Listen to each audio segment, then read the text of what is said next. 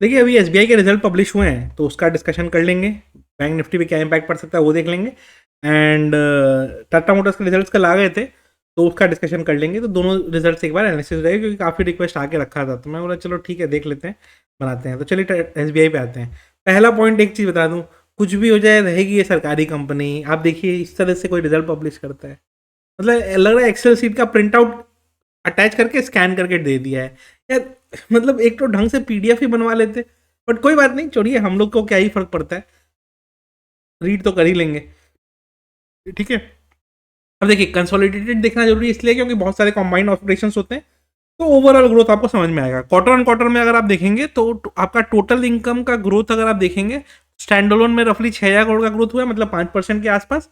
और stand alone में रफली 7,000 करोड़ का, मतलब वही 5% के आसपास। तो ओवरऑल अगर आप क्वार्टर ऑन क्वार्टर ग्रोथ देखेंगे तो 5% के आसपास ग्रोथ दिखाई दे रहा है आपको स्टैंड अलोन कंसोलिडेटेड दोनों में। अगर आप देखेंगे रियल चीज तो वो आता है इसके प्रॉफिटेबिलिटी पे। तो प्रॉफिटेबिलिटी स्टैंडअलोन में बहुत ज्यादा डिक्लाइन किया है, मतलब 14,000 कुछ करोड़ था previous quarter and previous year भी, एंड वो 9,000 करोड़ हो गया है। 16,000 करोड़ था कंसोलिडेटेड लेवल पे, वो 11,000 करोड़ हो गया है। प्रॉफिट में बहुत शार्प डिक्लाइन है, जबकि ऐसा भी नहीं टैक्स ज्यादा लगा है, नहीं है, बट एक एक्सेप्शनल आइटम है 7,100 करोड़ का जिसके कारण ये इम्पैक्ट हुआ है। तो काफी जगह रिजल्ट रीड किया जाएगा कि प्रॉफिट डिक्लाइन किया, ये किया वो किया, बट इस एक्सेप्शनल आइटम को समझना जरूरी है।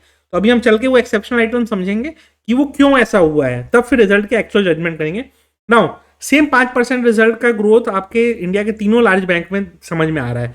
मतलब क्योंकि हमारा जब एच भी ग्रो किया था उतना ही परसेंटेज किया था, आईसीआईसी भी उतना ही किया था, एसबीआई भी वही 5% ग्रोथ कर रहा है। मतलब अब बैंकिंग जो हमारा 20-20, 15-15% ग्रो कर रहा था वो शायद अभी नैरो डाउन होकर 5% पे आ गया है। जब इंटरेस्ट रेट टर्न कर रहे होंगे तो ये ग्रोथ हो सकता है थोड़ा सा और म्यूटेड हो जाए, तो देखते हैं। लेकिन अभी तो यही दिख रहा है कि हमारे जो तीनों लार्ज बैंक है, H D F C, ICICI and SBI, और ये टू बिग टू फेल वाले कैटेगरी में भी आते हैं ये तीनों बैंक्स, ध्यान रखिएगा। तो आरबीआई के सिर्फ तीन ही बैंक्स हैं जो टू बिग टू फेल माने जाते हैं।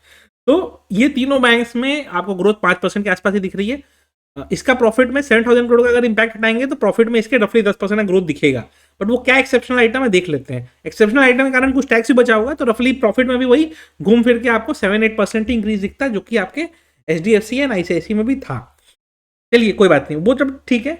अगर हम देखेंगे इनका बाकी सब कैपिटल का रेशियो वगैरह तो वो सब ठीक चल रहा है, बहुत ज़्यादा इनमें इम्पैक्ट नहीं आया, क्योंकि इसका बुक साइज बहुत बड़ा है। इतना बड़ा बुक साइज है कि ये 2-4-5 हज़ार करोड़ रुपये ऊपर नीचे होने पे इसको फर्क नहीं पड़ता है।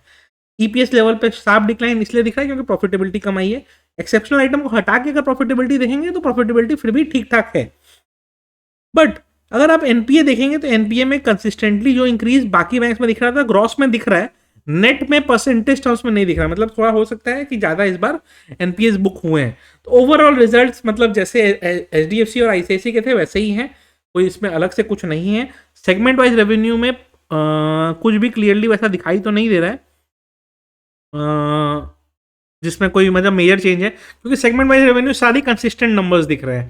तो मतलब ओवरऑल इनका सारा सेगमेंट जैसा परफॉर्म कर रहा था वैसा ही परफॉर्म किया है। अननेसेसरी मतलब तो कोई बहुत बड़ा कुछ हुआ होगा जिसके कारण इनका बहुत बड़ा डिफरेंस आता है।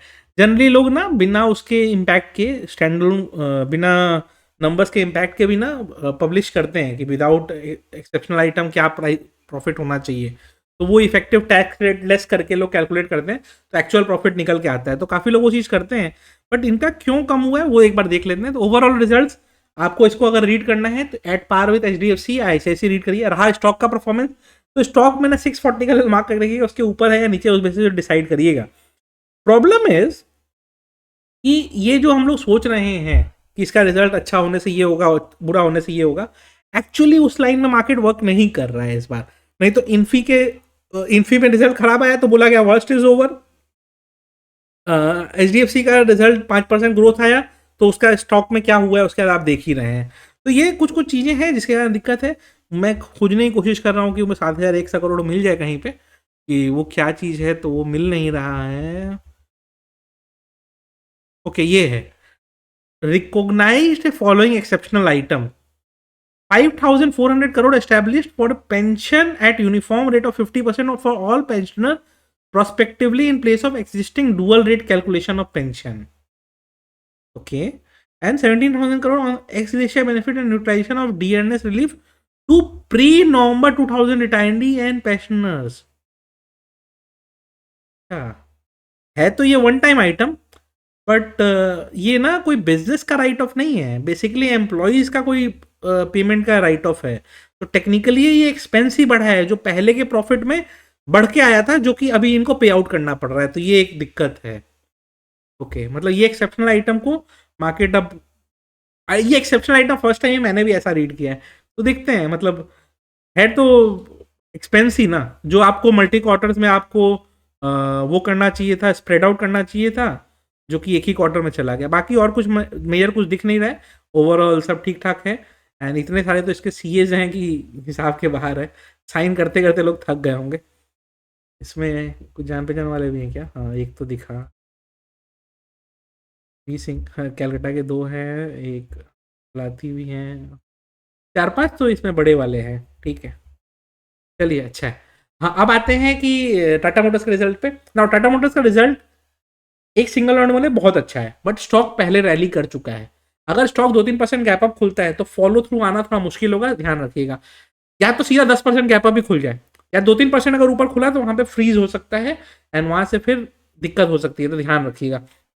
रेवेन्यू में शार्प इंक्रीज है, बट मेजर रेवेन्यू इंक्रीज है जैगवार लैंड रोवर का, एंड एक्चुअली वो बहुत अच्छा इंक्रीज है। ठीक है, तो स्ट्रॉन्ग इंक्रीज वहां पे होने के कारण क्या है, आपका एक्चुअल प्रॉफिटेबिलिटी में इंक्रीज होता है, क्योंकि वो मतलब हाई वैल्यू सेल्स है ना वो, और एबिटा सबसे हाई उसी में है 16.2।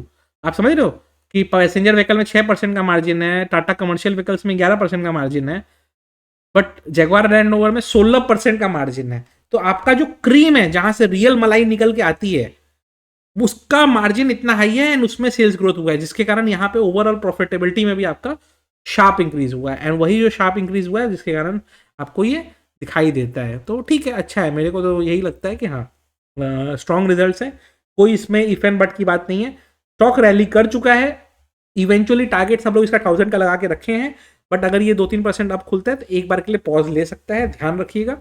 अगर ये पूरा एक्सेप्शनल रिजल्ट एक बार में रीड करना है तो ये 7-8% गैप अप भी खुल जाएगा। फिर अगर नहीं खुला, फ्लैट खुला, समझ जाइए कि लोग पोजिशन पहले से बना के बैठे हैं, एंड उसके बाद लोग अपना एडजस्टमेंट कर रहे हैं।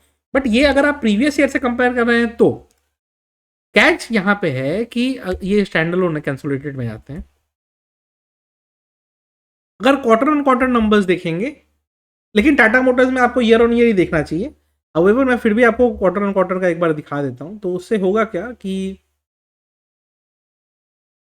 हाँ, कंसोलिडेटेड का एक बार दिखा देता हूँ, तो इससे आपको क्या क्लैरिटी मिल जाएगा कि देखिए, अगर लास्ट क्वार्टर से कंपेयर करेंगे ना, तो टोटल इनकम 5% के आसपास ही ग्रो हुआ है, एंड प्रॉफिट आपका रफली 20% के आसपास ग्रोथ हुआ है। तो लास्ट क्वार्टर से अगर कंपेयर करेंगे तो उतना ग्रोथ आपको शायद ना दिखे, ठीक है, बट अगर आप लास्ट ईयर से कंपेयर करेंगे बहुत ज्यादा ग्रोथ है।